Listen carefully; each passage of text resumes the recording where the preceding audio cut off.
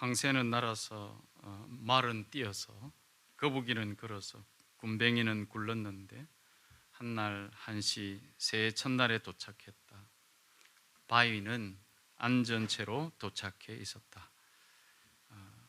이 짧은 시는 새해 첫 기적이라는 반칠한 시인의 시입니다. 여러분들도 아실 것이라 이렇게 여겨지는 시입니다. 누구는 날고 누구는 뛰어서 저만치 앞서서 가는데 나는 거북이처럼 너릿너릿 겨우 걸어가느라 앞사람하고의 간격조차 너무 멀어져서 보이지 않는 것 같기도 하고, 때로는 내가 군뱅이같이 겨우 구르고 있는 것처럼 답답함이 들 때도 있고, 바위처럼 아무것도 안 하고 제자리에 자리만 지키고 있는 것 같더라도 새해 첫날은 누구에게나 공평하게 한날 한시에 도착하게 하는 기적이라는 내용으로 저는 이 시를 보았습니다. 실제로 많은 사람들이 이 시를 통해 서로 다른 속도로 살아가는 사람들에게 시간은 공평하다는, 속도의 빠르고 느림이 그 존재의 귀하고 천함을 나타내는 것이 아니라는 위로를 받지 않았을까. 이 작은 시편, 작은 시 하나인데도 말이죠, 그런 생각을 하게 되었습니다. 저는 이제 이 시를 보면서 나를 생각해 보면 황새 같고 말같이 날고 뛰면 좋겠지만 저는 안 그런 것 같더라고요. 오히려 느린 거북이나 군뱅이 같구나, 이런 생각을 하게 되었습니다. 그런데 여전히 날고 뛰는 사람들과 함께 기회는 내게도 공평하게 있구나라는 생각을 저 역시 해보게 되는 것 같습니다. 아마 이 시인의 시를 보면서 거북이 같고 군뱅이 같은 그런 자신 없는 듯한 이러한 생각이 떠오르는 것이, 그런 생각이 떠오르는 것이 저의 변화가 아니라, 그럼에도 하나님께서 베푸시는 은혜로 내가 걸어가는 이 길에 그런 분명한 확신이 든다는 것이 저의 변화입니다. 다시 말하면 저의 변화는 내가 군뱅이 같다, 또 내가 거북이 같다, 이런 생각을 가는 것이 변화라기보다는, 그럼에도 불구하고 하나님의 베푸시는 은혜로 내가 걸어가는 이 길이 분명하다, 그런 확신을 가지게 된 것이 저의 변화라고 말씀드릴 수 있습니다. 비록 부족한 게 여전하여도 주님은 그 부족함 때문에 나를 모른 채 하시는 것이 아니라 오히려 내가 위축되고 또는 그것을 핑계로 게으러지는 것을 경계하며 살아가도록 도우시는 것을 깨닫게 되었습니다. 오늘 저와 여러분이 함께 읽은 시편 103편의 말씀을 묵상하고 또 이 말씀을 설교로 준비하면서 제가 느낀 것은, 이 말씀이 마치 나를 알아주는 하나님의 이야기다라는 생각이 들었습니다. 주님이 나를 아신다는 것은 비단 오늘 말씀뿐만 아니라 성경의 여러 곳에서도 등장하고 있고요, 뿐만 아니라 우리가 신앙생활하면서 찬양 가사를 통해서나 형제 자매들의 위로를 통해서도 많이 들을 수 있었던 것이지요. 하지만 오늘 시편 103편에서 나를 알아주시는 하나님이심을 더욱 제가 주목하게 된 것은 3절 이하에서 나타나고 있는 말씀들 때문이었습니다.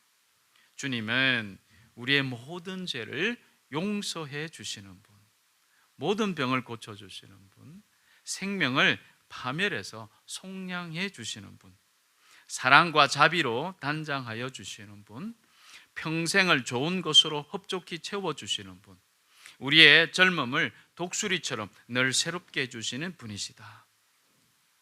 이것이 저희의 언어로서는 다시 이렇게 들렸는데요, 하나님은 나의 모든 죄를 용서해 주시고 내 병을 고쳐주시고 인생 나락에서 나를 건져주셨고 내가 사람 되게 해주시고 나의 필요한 것을 아시고 채워주시며 내가 살아가는 기쁨을 가지도록 하시는 분이시다, 이렇게 들렸습니다. 죄송한 것은 이것을 내가 원어로 다시 해석하면서 본 것이라기보다는 이 말씀이 그냥 다시 이렇게 들렸습니다.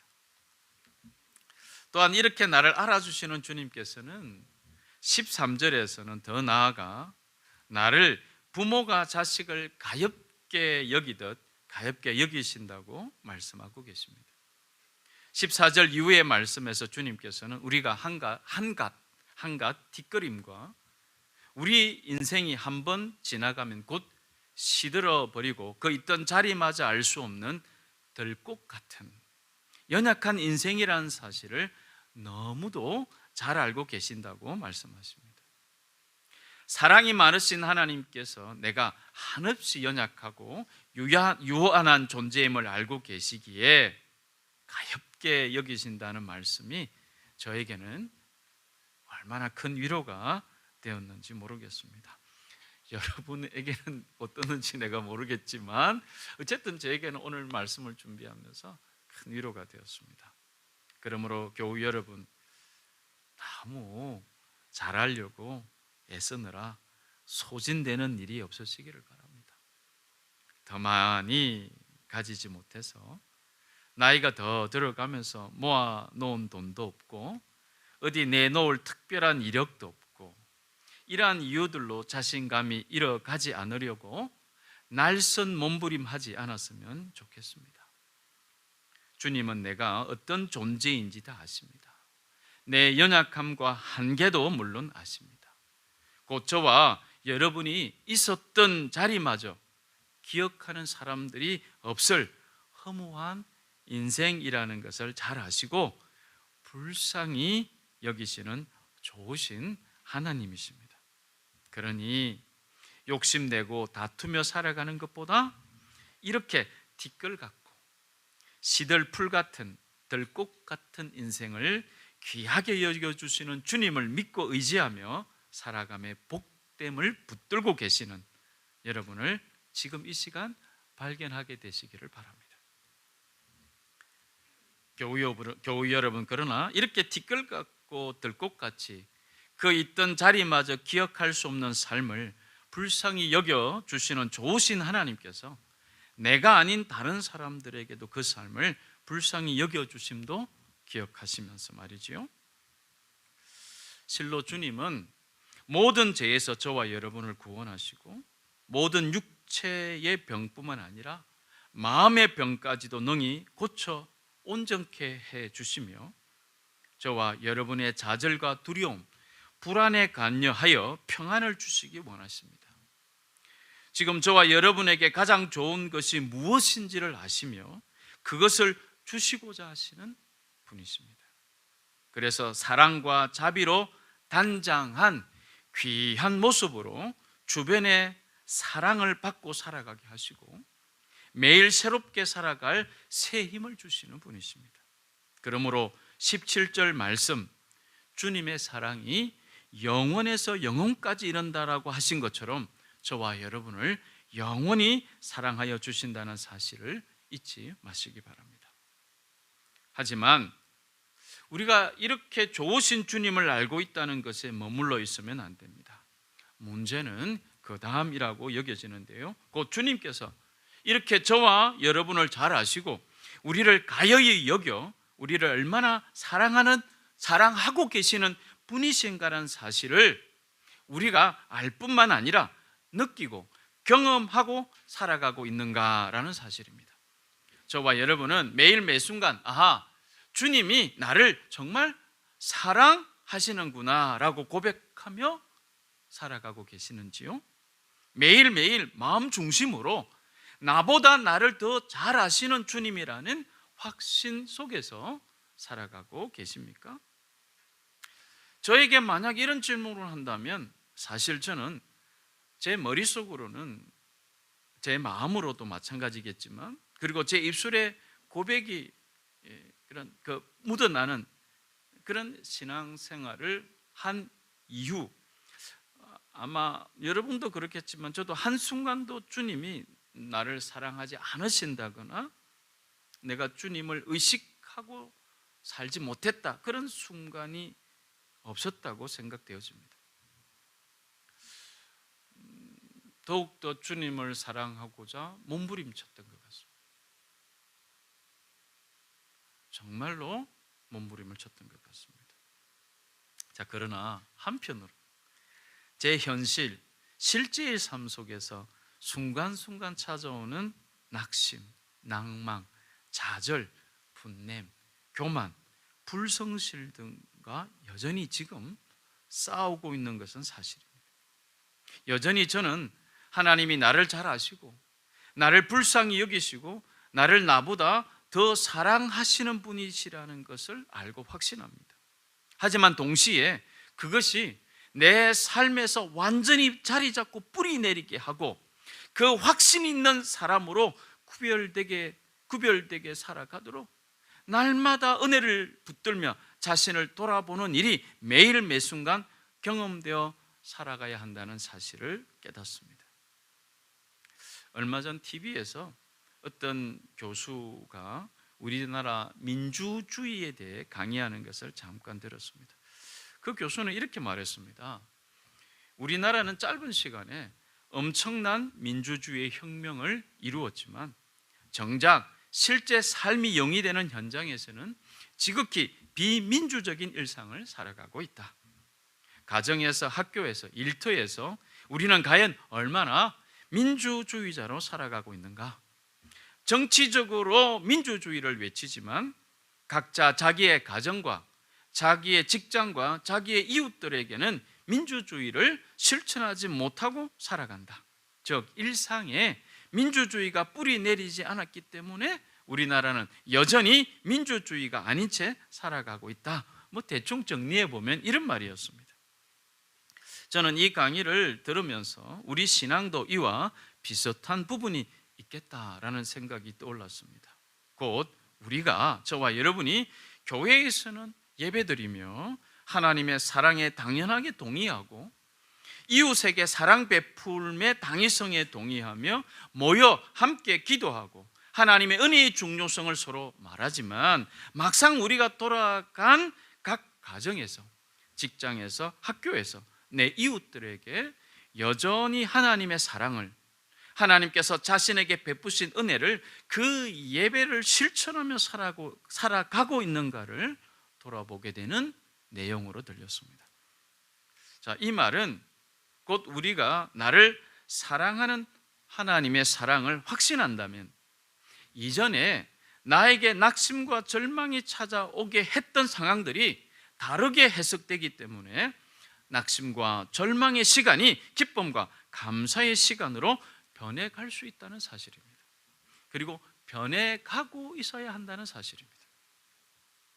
여러분, 이것은 사실이어야 합니다. 사실이어야 합니다. 사람은 앞으로 물론 내 상황이 나아질 거라는 기대가 사라질 때 우울감이 빠지는 일상이 온다고 합니다.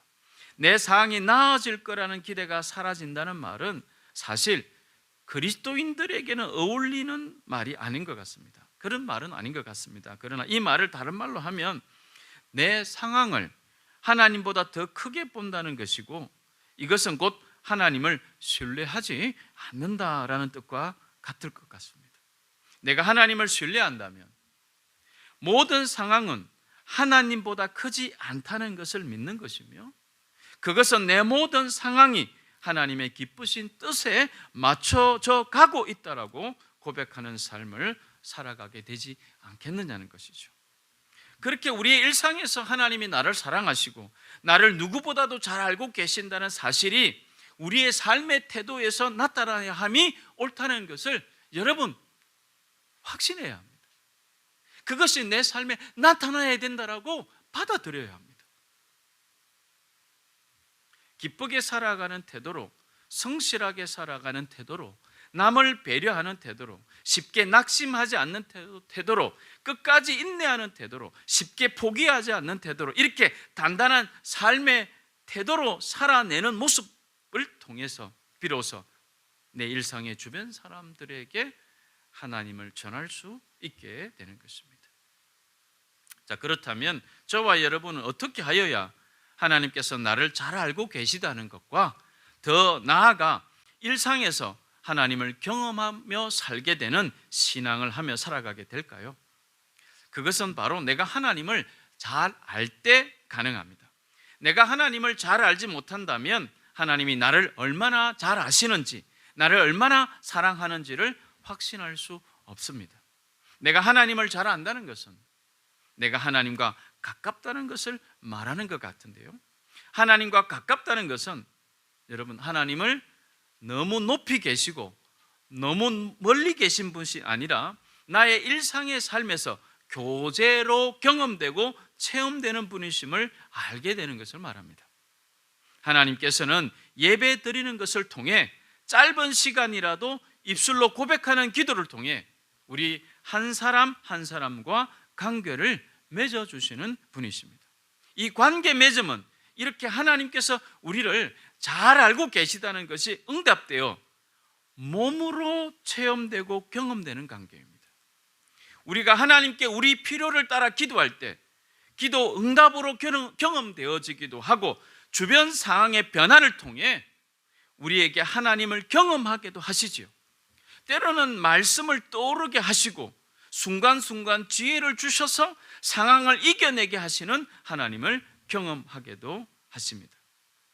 이것이 바로 주님과 교제하며 관계를 맺어 살아가고 있다는 것을 말합니다. 금쪽 상담소라는 자녀들 문제로 부모와 함께 나와서 상담과 조언을 받는 프로그램에서 한 번은 그 김창렬 씨라는 이분이 아들하고 같이 나온 적이 있었습니다.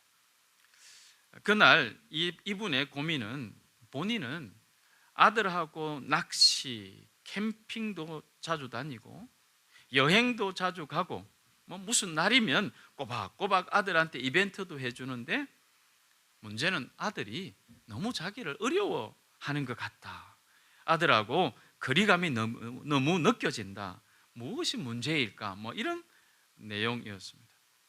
이런 문제에 이날 조언을 해 주었던 오은영 박사의 말은 이런 것이었는데요, 아이들과 여행을 자주 다니고 선물을 자주 사주고 맛있는 거 사주는 것, 이런 것이 아이와 굉장히 가깝게 잘 지내도록 하는 요인이다라고 착각하는 부모가 많다. 물론 이런 게 나쁜 건 아니지만 아이가 정말로 원하는 것은 일상생활에서 눈뜨고 잘 때까지 많은 것을 공유하고 대화하는 것, 같이 의견도 나누고 시간을 나누는 것이 어느 날 갑작스러운 이벤트나 부모와의 특별한 시간만큼이나 아이들과 일상을 함께하는 시간들이 소중하다는 것을 알아야 한다, 이런 조언을 해 주었습니다. 저도 부모로 아이들한테 이런 부분을 간과했다고 반성도 됐지만, 무엇보다도 내가 이런 태도로 신앙생활을 하고 있었던 적은 없었는가를 조금 더 생각해 보게 되었습니다. 하나님이 원하시는 것, 마치 가끔 가다 같이 여행하고 캠핑 다니고 이벤트하고 선물 드리고, 하나님이 제게 원하시는 것이 이런 것일까? 이런 게 아니실 텐데 말이죠. 하나님께서는 저와 여러분이 하나님과 특별한 이벤트 같은 시간뿐만 아니라 일상의 시간을 공유하고 싶으신 것입니다. 이렇게 예배 드리는 것도 너무 소중하고 중요하지만, 이런 예배가 끝나면 일상에는 하나님과 함께 시간을 공유할 수 없어요. 하나님은 이 예배에서 우리와 공유하고 싶으실 뿐만 아니라 내 일상의 매일의 시간도 나와 공유하고 싶으신 것이라는 거죠. 하나님과 함께함으로의 일상을 살아가기를 원하시는데, 우리가 과연 그렇게 하나님과 교제하며 살아가고 있는지 돌아보기를 바랍니다. 하나님과 일상의 시간 속에서 교제하는 것 없이 하나님을 특별히 경험할 수 있겠다라는 생각을 내려놓으십시오. 하나님을 교제하며 경험함 없이 하나님을 알아가는 것은 불가능합니다. 저도 앉아서 예배를 여러분 이렇게 드리다 보면 정말로 저도 졸릴 때가 있습니다. 저라고 안 졸리겠습니까? 그러니 여러분의 마음이 이해가 갑니다. 한 주간 얼마나 고생하셨을까.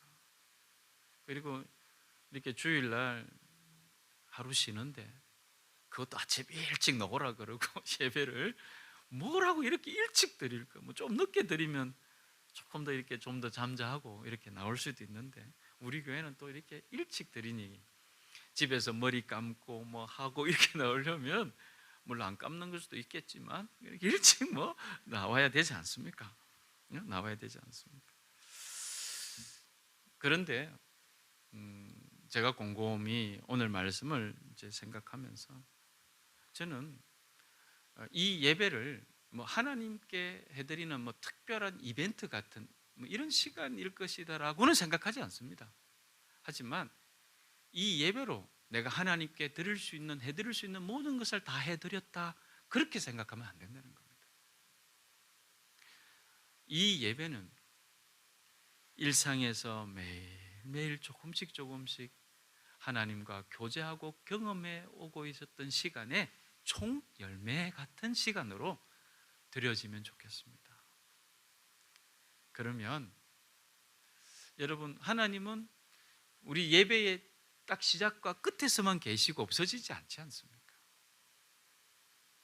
이 예배를 그렇게 하나님이 그렇게 기뻐하시는 예배가 되기 위해서 일상에서의 그분과의 교제와 그분과의 삶 이런 부분들이 열매로 이렇게 가지고 와서 정한 시간에 순서를 따라 우리 조상들이 하나님을 예배했던 것처럼 예배하는 그런 귀한 시간으로 삼으신다면 조금 피곤하고 졸릴 때라도 힘을 더 내게 되는 그런 변화되어가는 우리의 예배의 태도의 모습을 발견하게 되리라 저는 확신하게 되는 겁니다.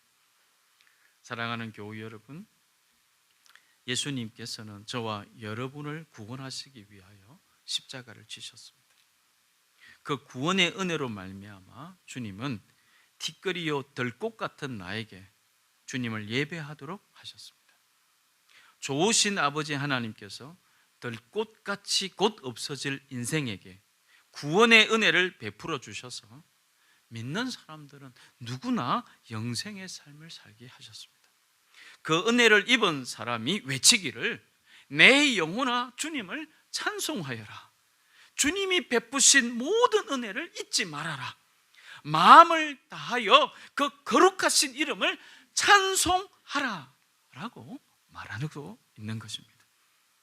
나보다 나를 더 잘 아시는 주님이 나를 얼마나 사랑하시는지 그런 주님을 오늘 더 가까이 하시고 더 알아감으로 그 사랑을 확신하게 되는 그런 말씀으로 시편 103편을 대하시게 되기를 바랍니다.